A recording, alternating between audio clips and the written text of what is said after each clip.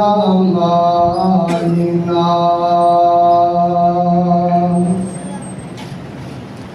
من يهده الله فلا مضل له ومن يضلله فلا هادي له أشهد أن لا إله إلا الله وحده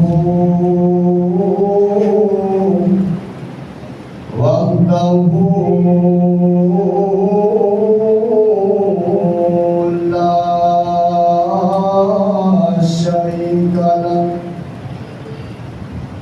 وأشهد أن محمدا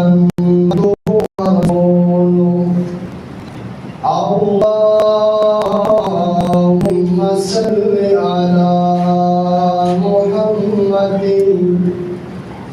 وعلى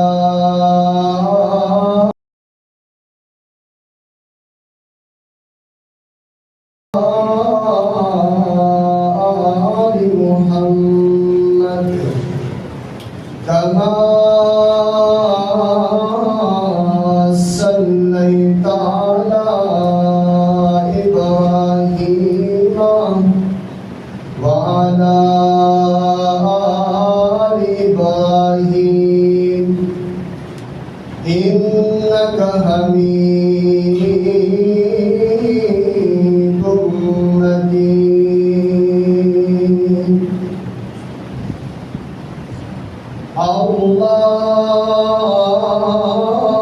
اللهم بارك على محمد وعلى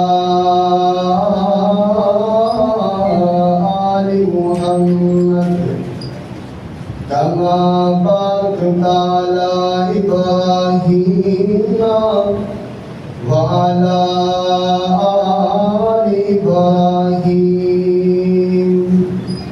إنك حميد مجيد رب اشرح لي صدري ويسر لي أمري واحلل عقدة من لساني يفقهوا قولي فإن خير الحديث كتاب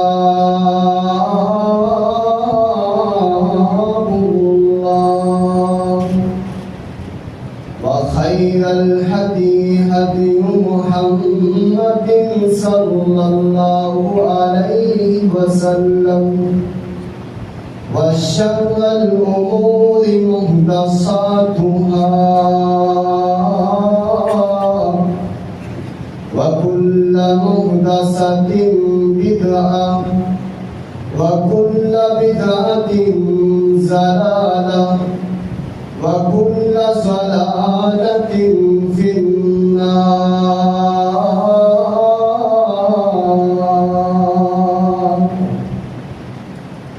أعوذ بالله السميع العليم من الشيطان الرجيم. بسم الله الرحمن الرحيم.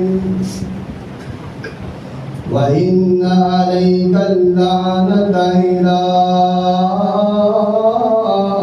يوم الدين.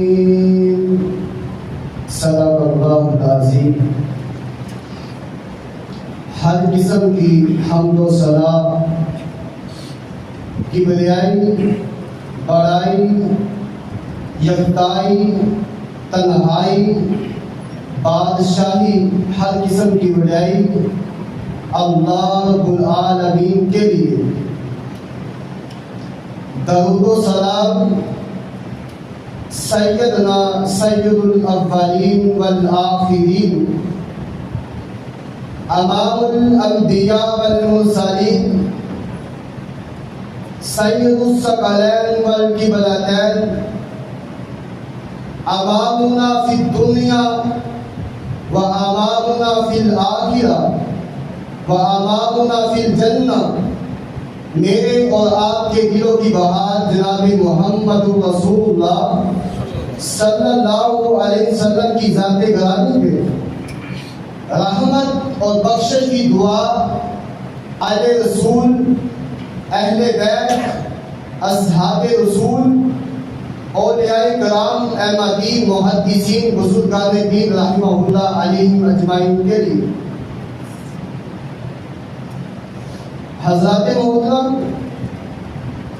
جب اللہ رب العالمین نے فرشتوں کو حکم دیا کہ سیدنا آدم علیہ السلام کو سجدہ کرو، سب نے سجدہ کیا اور ابلیس نے سجدہ کرنے سے انکار کر دیا، کیونکہ ابلیس جنوں میں تھا، کثرت عبادت کی وجہ سے فرشتوں میں اس کا شمار ہوتا تھا۔ اللہ نے وجہ پوچھی، میں نے آپ کو سیدنا آدم علیہ السلام کو سجدہ کرنے کا حکم دیا ہے، لیکن آپ نے سجدہ نہیں کیا۔ وجہ پوچھی اللہ نے، کہ ابلیس نے کہا، اے اللہ، تو نے آدم علیہ السلام کو مٹی سے پیدا کیا ہے، مجھے آگ سے پیدا کیا ہے، میں مٹی کو بنائے ہوئے کو سجدہ کروں؟ شیطان نے سجدہ کرنے سے انکار کر دیا، تو اللہ رب العالمین نے شیطان کو جنت سے ہمیشہ کے لیے نکال دیا، اور اللہ رب العالمین نے شیطان پہ لعنت کی، وَإِنَّ عَلَيْكَ اللَّعْنَةَ إِلَىٰ يَوْمِ الدِّينِ، شیطان کو کہا تجھ پر قیامت کے دن تک لعنت پڑتی رہے گی۔ اب جانیے کہ لعنت کا مطلب کیا ہے۔ عربی زبان کے مشہور ماہر ابن منظور لسان العرب میں لکھتے ہیں، وَاللَّعْنُ الطرد والابعاد من الخیر، لعنت اس کو کہتے ہیں جو خیر و برائی سے دور کر دے اور انسان کو درکار دے۔ وغیرہ ایک قول یہ بھی کہا گیا ہے، لعنت کا مطلب یہ ہے الابعاد والطعن من اللہ، اللہ تعالیٰ سے دوری اور درکارنے کا نام ہے۔ اور مفسرین کرام نے اللہ تعالیٰ کے فرمان لعنہ اللہ کا مطلب یہ بیان کیا ہے کہ اللہ نے اسے ذلیل و خوار کر دیا، اپنی رحمت سے دور کر دیا، اور اسے اپنی لعنت کا مستحق ٹھہرایا۔ یعنی جس کو اللہ اپنی رحمت سے دور کر دے اور ذلیل و خوار کر دے، اسے ملعون کہتے ہیں۔ اور ظاہری بات ہے، جس کو اللہ اپنی رحمت سے دور کر دے اور اپنی لعنت کا مستحق ٹھہرا دے، اور جس کو اللہ ذلیل و خوار کر دے، دنیا میں اور آخرت میں اس کے لیے ذلت و رسوائی کے سوا کچھ بھی نہیں۔ آج انشاءاللہ تعالی آپ کے سامنے ان اعمال کا تذکرہ کریں گے جس کی وجہ سے بندہ اللہ کی لعنت کا مستحق ٹھہرتا ہے، اور وہ کون سے بدبخت نصیب ہیں جن کو اللہ کی لعنت کا مستحق ٹھہرایا جاتا ہے۔ سب سے پہلے جو عمل ہے وہ شرک اور اس کے وسائل ہیں۔ شرک ایسی بری بیماری ہے جس کی وجہ سے بندہ اللہ کی لعنت کا مستحق ٹھہرتا ہے۔ سیدہ عائشہ رضی اللہ عنہا بیان کرتی ہیں کہ جب نبی علیہ السلام مرض الموت میں تھے تو آپ صلی اللہ علیہ وسلم نے متعدد مرتبہ فرمایا لعن اللہ الیہود والنصارى، اللہ یہود و نصارہ پر لعنت کرے۔ اللہ نے یہود و نصارہ پہ لعنت کی ہے۔ اتخذوا قبور انبیائہم مساجد، جنہوں نے اپنے انبیاء کی قبروں کو سجدہ گاہ بنا لیا ہے۔ یعنی قبروں کو سجدہ گاہ بنانا یہ اللہ کی لعنت کا مستحق ٹھہرتا ہے بندہ۔ اور سیدہ عائشہ رضی اللہ عنہا بیان کرتی ہیں اگر یہ بات نہ ہوتی تو آپ کی قبر کو ظاہر رکھا جاتا۔ اس بات کا خدشہ تھا کہیں آپ کی قبر کو، آپ صلی اللہ علیہ وسلم کی قبر کو سجدہ گاہ نہ بنا لیا جائے۔ اور سیدہ عائشہ رضی اللہ عنہا بیان کرتی ہیں سیدہ ام سلمہ اور سیدہ ام حبیبہ رضی اللہ عنہما نے حبشہ میں ایک گرجا گھر دیکھا جس میں تصویریں بنی ہوئی تھی، تو انہوں نے نبی علیہ السلام کے سامنے ان کا تذکرہ کیا تو نبی علیہ السلام نے فرمایا یہ ایسے لوگ ہیں جب ان کا کوئی نیک آدمی فوت ہو جاتا، ان کا کوئی بڑا نیک صالح آدمی فوت ہو جاتا تو ان کی قبروں پر مسجد بنا لیتے اور ان میں تصویریں رکھ لیتے۔ نبی علیہ السلام نے فرمایا یہ سب سے بدترین لوگ ہیں۔ اور شرک کی ایک علامت یہ ہے غیر اللہ کے نام پر جانور ذبح کیا جائے۔ جو غیر اللہ کے نام پر جانور ذبح کرتا ہے یہ بھی اللہ کی لعنت کا مستحق ٹھہرتا ہے۔ نبی علیہ السلام نے فرمایا لعنہ اللہ من ذبح لغیر اللہ، اللہ اس پر لعنت کرے جو غیر اللہ کے نام پر جانور قربان کرتا ہے۔ کیا پتہ چلتا ہے شرک اور اس کے وسائل ایسے عمل ہیں جس کی وجہ سے بندہ اللہ کی لعنت کا موجب بنتا ہے۔ اور دوسرا عمل کون سا ہے جس کی وجہ سے بندہ اللہ کی لعنت کا موجب بنتا ہے؟ وہ ہے اللہ اور اس کے رسول کو ایذا پہنچانا۔ اللہ تعالیٰ اپنے قرآن میں فرماتے ہیں ان الذین یؤذون اللہ ورسولہ، وہ لوگ جو اللہ اس کے رسول کو ایذا پہنچاتے ہیں لعنہم اللہ فی الدنیا والآخرہ، اللہ نے دنیا میں بھی ان پر لعنت بھیجی ہے اور آخرت میں بھی ان پر لعنت بھیجی ہے، اور ان کے لیے رسوات عذاب ہے۔ اور آئے ہم آپ کو بتاتے ہیں کہ اللہ اس کے رسول کو ایذا پہنچانے کی صورتیں کون سی ہے۔ سب سے پہلی صورت یہ ہے کہ یہ کہا جائے کہ اللہ کا بیٹا ہے، حالانکہ اللہ تو بیٹے سے پاک ہے، اللہ تو اولاد سے پاک ہے۔ اللہ رب العالمین اپنے قرآن میں بیان فرما رہے ہیں وَقَالُوا اتَّخَذَ الرَّحْمَنُ وَلَدًا، یہ لوگ کہتے ہیں کہ رحمان نے اولاد اختیار کی ہے۔ لَقَدْ جِئْتُمْ شَيْئًا إِدًّا، تم لوگ بہت بری اور باقی چیز لائے ہو۔ تَكَادُ السَّمَاوَاتُ يَتَفَطَّرْنَ مِنْهُ، یہ ایسی چیز ہے کہ آسمان پھٹ جائے اور زمین شک ہو جائے۔ وَتَخِرُّ الْجِبَالُ هَدًّا، اور پہاڑ ریزہ ریزہ ہو کے گر جائیں کہ انہوں نے رحمان کے لیے اولاد کری ہے۔ اور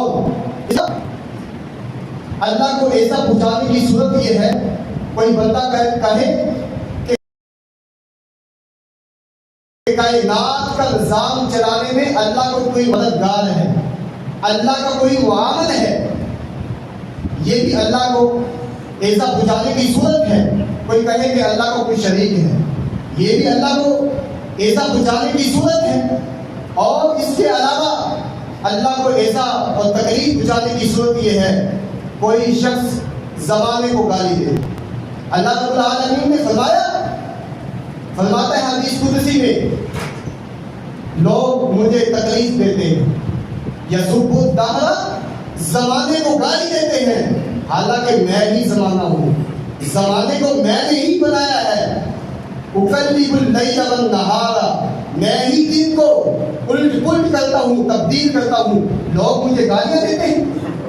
یہ بھی اللہ کو تکلیف پہنچانے کی صورت ہے، اور رسول اللہ صلی اللہ علیہ وسلم کو تکلیف پہنچانے کی صورت یہ ہے کہ آپ صلی اللہ علیہ وسلم کو آپ سلم کی زندگی میں اور آپ کی وفات کے بعد آپ کو تکلیف دی گئی، یعنی آپ صلی اللہ علیہ وسلم کو زبانی تکلیف دی گئی، آپ کی زندگی میں آپ کو ساحر اور مجنون کہا گیا، اور جسمانی طور پر بھی آپ کو تکلیفیں دی گئی، یعنی آپ صلی اللہ علیہ وسلم کے کندھوں پہ بوجھ ڈالی گئی اور طائف میں پتھر مارے گئے۔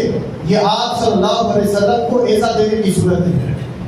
اور اس کے علاوہ آج کے دور میں آپ صلی اللہ علیہ وسلم کو گالیوں کا نشانہ بناتے ہیں، عیب جوئی کرتے ہیں، اور اس کے علاوہ آپ صلی اللہ علیہ وسلم کی ازواج مطہرات رضی اللہ عنہ کو طعن و تشنیع کا نشانہ بناتے ہیں۔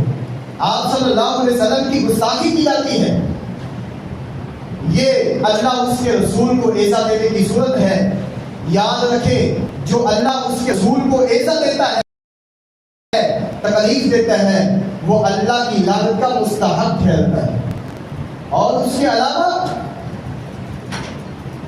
وہ عمل جس کی وجہ سے بندہ اللہ کی لعنت کا موجب بنتا ہے، واضح دلائل اور ہدایت کو چھپانا۔ آج کل انسان بہت ہیں جو مخصوص نظریات کے حامل ہوتے ہیں۔ بعض لوگ اپنے نظریات کو صحیح ثابت کرنے کے لیے اور مخالف کے نظریات کو غلط ثابت کرنے کے لیے ایڑی چوٹی کا زور لگاتے ہیں، اور غلط بیانی، جھوٹ اور دروغ گوئی سے کام لیتے ہیں۔ اور بعض لوگ تو اس قدر جسارت کرتے ہیں، سامنے قرآن و حدیث پڑھا ہوتا ہے اور دیدہ دانستہ طور پر جھوٹ بول رہے ہوتے ہیں، حق بات کو جھگڑا رہے ہوتے ہیں، چھپا رہے ہوتے ہیں۔ یہ بھی ایسی بات ہے جس کی وجہ سے بندہ اللہ کی لعنت کا موجب بنتا ہے۔ اللہ تعالیٰ کا فرمان ہے، ان الذین یکتمون ما انزلنا من البینات والہدی، وہ لوگ جو اللہ کی نازل کرتے ہدایت اور دلیلوں کو چھپاتے ہیں، من بعد ما بیناہ للناس فی الکتاب، اس کے بعد کہ ہم کتاب میں بیان کر چکے ہیں، اولئک یلعنہم اللہ، ان لوگوں پر اللہ کی لعنت ہے، اللہ کی لعنت بھیجتا ہے، اور لعنت بھیجنے والے بھی لعنت بھیجتے ہیں۔ ہدایت اور دلیلوں کو چھپاتے ہیں، واضح مجید موجود ہوتا ہے، حدیث موجود ہوتا ہے، اس کے باوجود دیدہ دانستہ طور پر دلیلوں کو چھپاتے ہیں، ہدایت حق بات کو چھپا دیتے ہیں۔ اور یاد رکھیں، جو حق بات کو چھپا لیتا ہے اور اس کے علاوہ تھوڑی سی قیمت میں قرآن کی آیتوں کو بیچ دیتا ہے، یاد رکھیں وہ اپنے پیٹوں میں جہنم کی آگ کو بھر رہے ہیں۔ کل قیامت کا دن ہوگا، اللہ نہ ان سے کلام کرے گا اور نہ ان کی طرف نظر رحمت سے دیکھے گا، ولا یزکیہم، نہ ان کے گناہوں کو معاف کرے گا، بلکہ اللہ رب العالمین فرما رہے ہیں وَلَهُمْ عَذَابٌ عَلِيمٌ، ان کے لیے دردناک عذاب ہے۔ یہ لوگ واضح ہدایت کو چھپاتے ہیں، دلیلوں کو چھپاتے ہیں، اور چوتھا عمل جس کی وجہ سے بندہ اللہ کی لعنت کا موجب بنتا ہے، وہ ہے کفر پر موت آنا۔ انسان کافر ہو یا مرتد ہو کے کافر ہوا ہو یا کفر کی حالت پر اس سے موت آئے، وہ اللہ کی لعنت کا مستحق ٹھہرتا ہے۔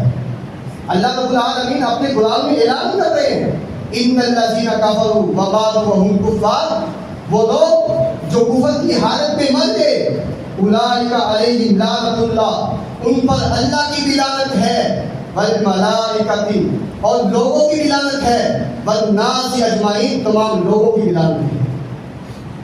اور یہی پر بس نہیں، بلکہ خالدین فیہا، یہ جہنم میں ہمیشہ رہیں گے، لا یخفف عنہم العذاب، ان سے عذاب کو ہلکا نہیں کیا جائے گا، ولا هم ينظرون، نہ وہاں ڈھیل دیے جائے گا۔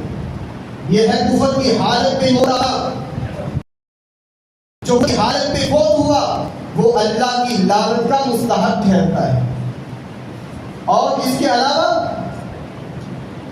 چوتھا عمل جس کی وجہ سے، لیکن پانچواں عمل یہ ہے برائی سے منع نہ کرنا، نیکی کا حکم دینا اور برائی سے روکنا دین اسلام کا اہم ترین فریضہ ہے۔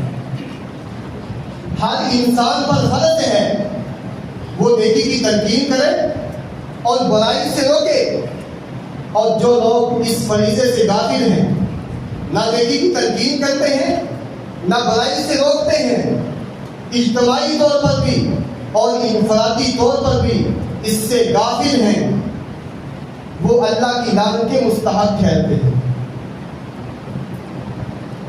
اور نیکی کا حکم نہ دینا اور برائی سے نہ دینا اور برائی کا حکم دینا، یہ تو منافقوں کا کام ہے۔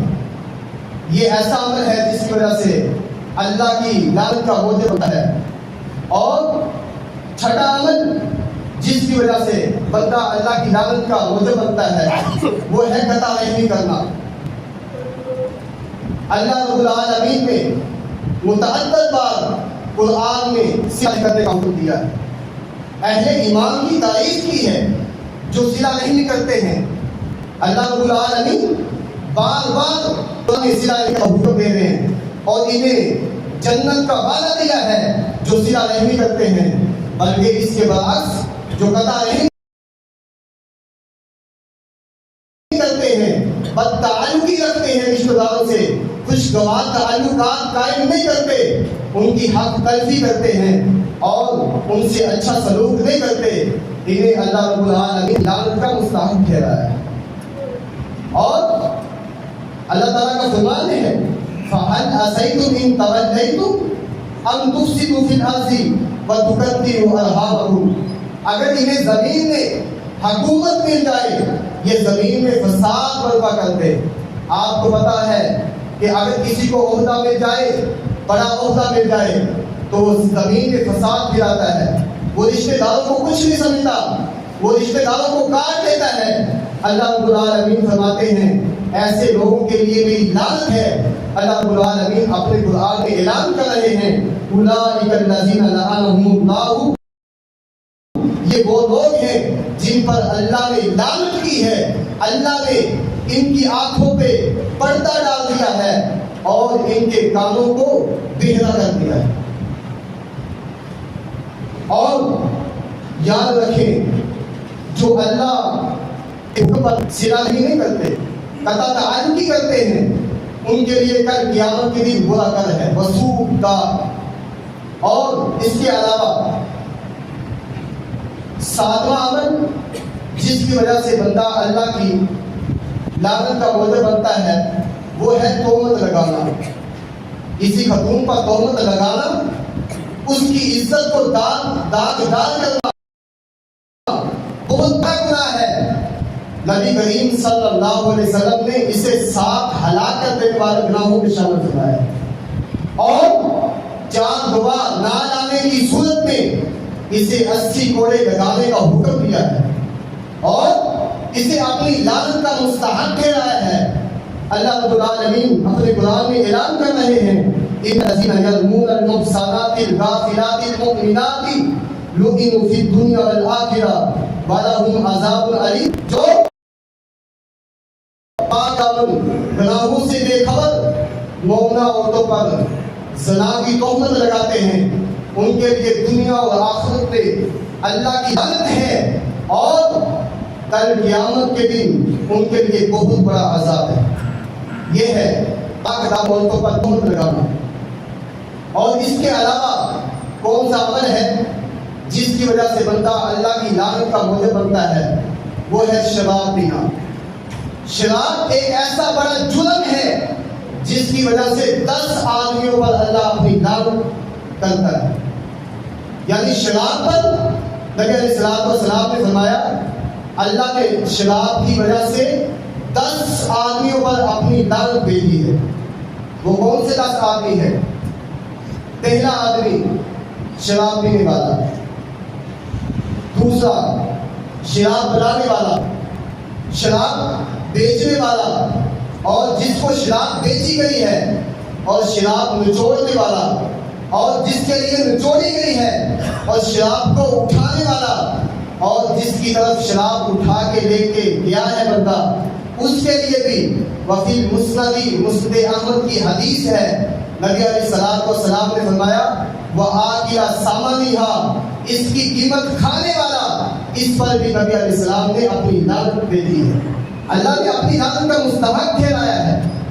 کتنا بڑا جرم ہے جس کی وجہ سے 10 آدمیوں پر اللہ کی لعنت پڑتی ہے۔ اور نوواں عمل کون سا ہے جس کی وجہ سے اللہ کی لعنت کا موجب بنتا ہے بندہ؟ وہ ہے رشوت دینا اور رشوت لینا۔ رشوت دینا اور رشوت لینا یہ بھی کبیرہ گناہوں میں سے ہے۔ اس میں ظلم زیادتی کی جاتی ہے، کسی کا حق کھایا جاتا ہے، تو جو آدمی اس کا ارتکاب کرتا ہے اس پر اللہ کی پھٹکار پڑتی ہے اور اللہ کی رحمت سے بندہ دور ہو جاتا ہے۔ اور سیدنا ابو ہریرہ رضی اللہ عنہ بیان کرتے ہیں کہ نبی علیہ الصلوۃ والسلام نے فرمایا لعن اللہ الباشی والمنتشی فی الحکم، اللہ نے لعنت کی ہے جو رشوت لیتے وقت، رشوت دیتے وقت رشوت دیتے ہیں اور رشوت لیتے ہیں۔ اور دوسری حدیث جس میں نبی علیہ الصلوۃ والسلام نے لعنت بھیجی ہے جو رشوت لیتا ہے اور جو رشوت دیتا ہے، نبی علیہ الصلوۃ والسلام نے لعنت بھیجی۔ نبی علیہ الصلوۃ والسلام نے فرمایا لعن رسول اللہ صلی اللہ علیہ وسلم الباشی والمنتشی، رسول اللہ صلی اللہ علیہ وسلم نے فرمایا الباشی رشوت دینے والا، المنتشی رشوت دینے والا، دونوں پر اللہ کی لعنت۔ یہ ایسا بڑا گناہ ہے جس کی وجہ سے دوسرے کا حق کھایا جاتا ہے، ظلم و زیادتی کی جاتی ہے، اس پر بھی اللہ کی لعنت پڑتی ہے، اللہ کی پھٹکار پڑتی ہے، اللہ کی رحمت سے بندہ دور ہو جاتا ہے۔ اور 10واں عمل جس کی وجہ سے بندہ اللہ کی لعنت کا موجب بنتا ہے وہ ہے سودی لین دین کرنا۔ سودی لین دین جاری رکھنا یہ بھی اللہ اس کے رسول کے خلاف علامہ جنگ کے مترادف ہے۔ اور جو شخص سود کھاتا ہے اور جو شخص سود کھلاتا ہے، جو شخص سود کھاتا ہے اور جو شخص سود کھلاتا ہے، اور جو اس کو لکھتا ہے اور جو اس کا گواہ بنتا ہے، سب پر نبی علیہ الصلوۃ والسلام نے فرمایا اللہ نے لعنت بھیجی ہے سب پر۔ وقال ہم سوا، سب گناہ میں برابر ہے۔ سودی لین دین کرنا ہمارے ہاں عام ہے، سودی لین دین کرنا، اس کو کچھ نہیں سمجھا جاتا۔ کیا ہم نے نبی علیہ الصلوۃ والسلام کا فرمان پڑھا؟ کیا ہم نے قرآن کا مطالعہ کیا کہ قرآن کیا کہہ رہا ہے، حدیث کیا کہہ رہی ہے کہ اگر سود کھاؤ گے آپ اللہ اس کے رسول کے خلاف جنگ کرو گے؟ کیا اللہ اس کے رسول کے خلاف جنگ کرنا پسند کرتے ہیں؟ جو سود کھاتا ہے وہ اللہ اس کے رسول کے خلاف جنگ کرتا ہے۔ اور 11واں عمل جس کی وجہ سے بندہ اللہ کی لعنت کا موجب بنتا ہے وہ ہے چوری کرنا۔ اسلام میں ہر شخص کے مال و تحفظ حاصل ہے، اس لیے کسی بھی شخص کے لیے جائز نہیں وہ نجائز طریقے سے کسی کا مال ہڑپ کر جائے، کسی کا مال غصب کر جائے۔ نجائز طریقوں میں سے ایک طریقہ یہ ہے چوری کرنا۔ یہ اس قدر سنگین جرم ہے، اللہ رب العالمین نے اگر چھوٹی سی بھی چوری کرتا ہے اللہ رب العالمین نے اس پر لعنت دے دی۔ اور نبی علیہ الصلوۃ والسلام نے بھی لعنت دے دی ہے۔ سیدنا ابو ہریرہ رضی اللہ عنہ کہتے ہیں نبی علیہ الصلوۃ والسلام نے فرمایا لعنہ اللہ السارق، لعنت کے چور پر جو چوری کرتا ہے، ایک چھوٹا سا انڈا چوری کرتا ہے اس کا ہاتھ کاٹ دیا جاتا ہے، دیکھو چھوٹی سی چوری کی ہے، نبی علیہ السلام نے اس پر لعنت بھیج دی اور اللہ بھی اس پر لعنت بھیجتا ہے۔ اور بارہواں عمل کون سا ہے؟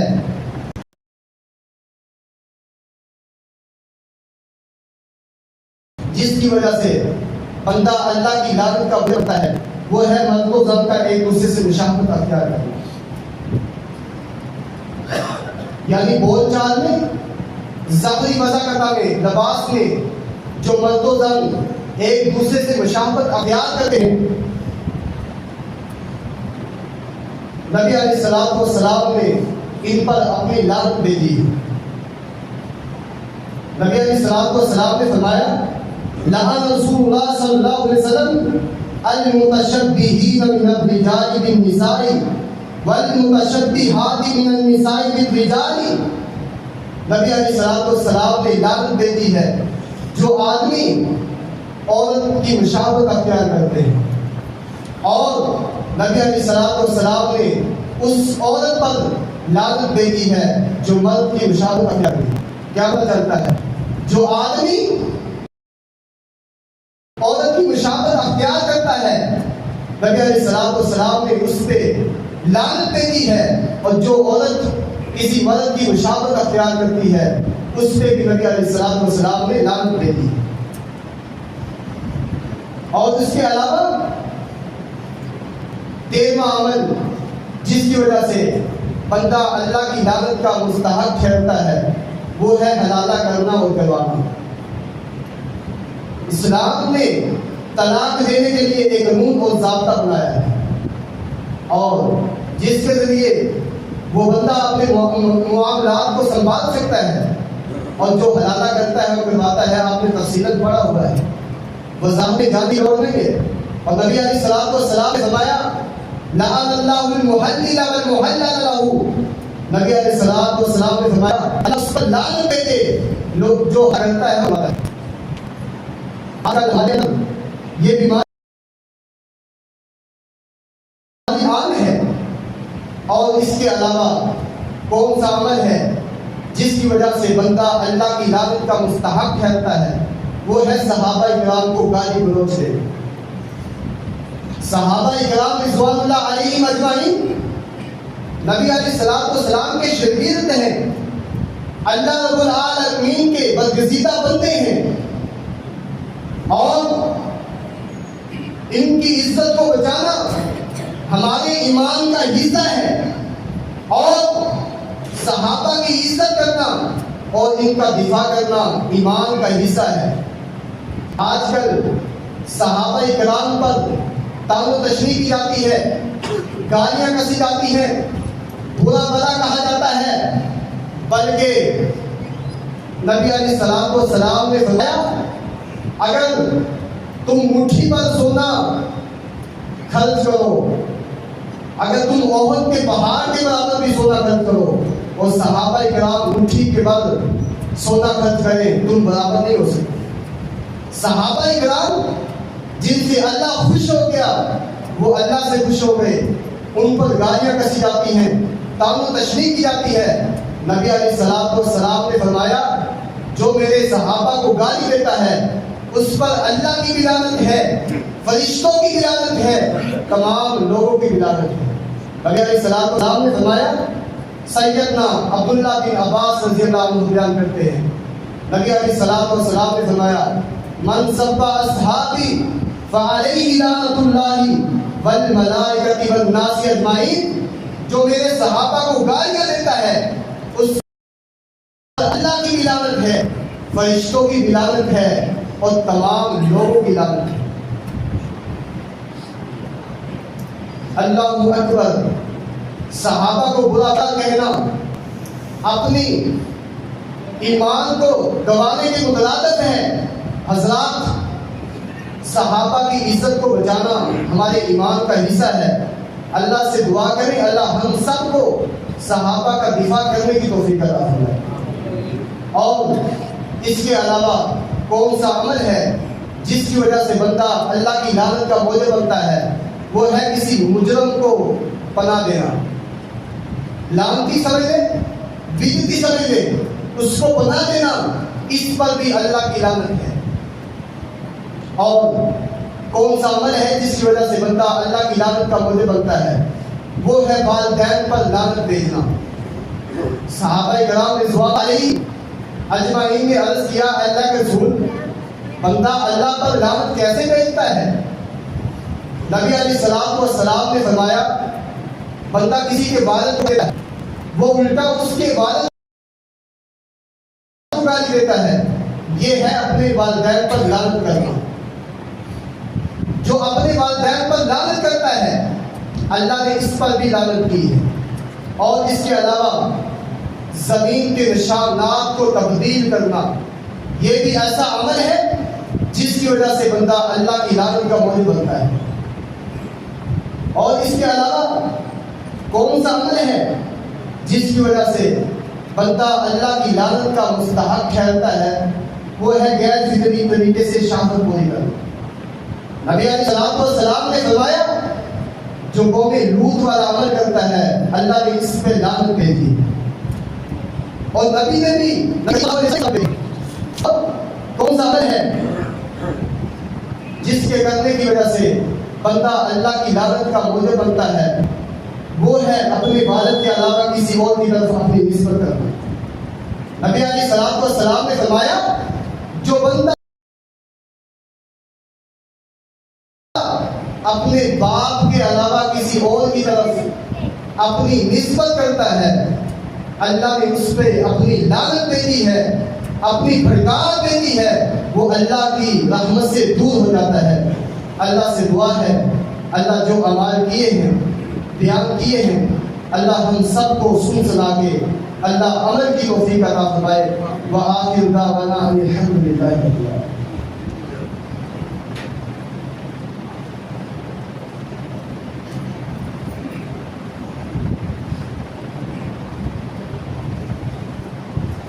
إن الحمد لله نحمده ونستعينه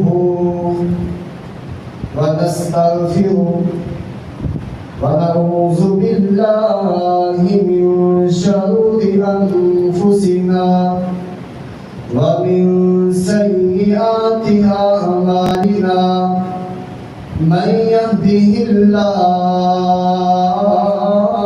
فلا مضل له ومن يضلله فلا هادي له۔ أشهد أن لا إله إلا الله وحده لا شريك له، وأشهد أن محمدا عبده ورسوله۔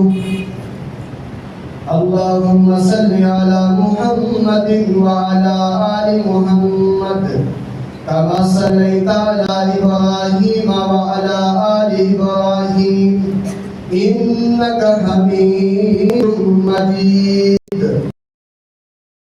اللهم بارك على محمد وعلى آل محمد كما باركت على إبراهيم وعلى آل إبراهيم إنك حميد مجيد۔ رب اشرح لي صدري ويسر لي أمري واحلل عقدة من لساني يفقهوا قولي۔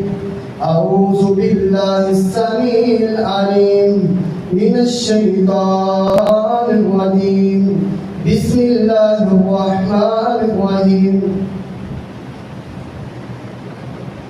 قل هو الله أحد الله الصمد لم يلد ولم يولد ولم يكن له كفوا أحد۔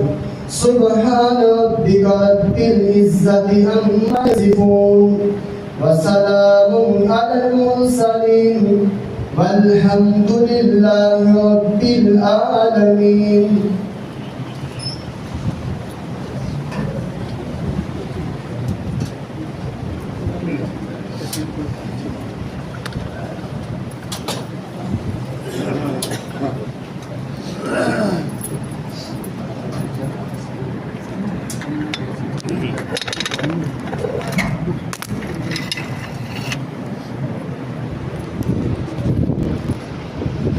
الله أكبر الله أكبر۔